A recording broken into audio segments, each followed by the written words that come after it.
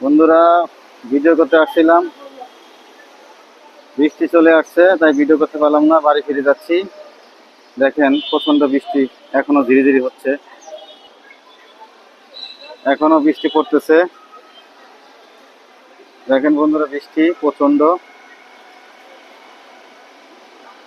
পুরো রাস্তাঘাট ভিজে আছে। দেখেন বৃষ্টিতে মানুষ আশ্রয় নিয়েছে নির্ধারিত স্থানে। চারিদিকে মনোরম দৃশ্য, যদিও বৃষ্টি হচ্ছে,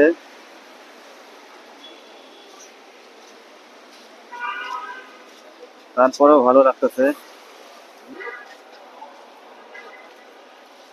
আলহামদুলিল্লাহ, আমি বৃষ্টিকে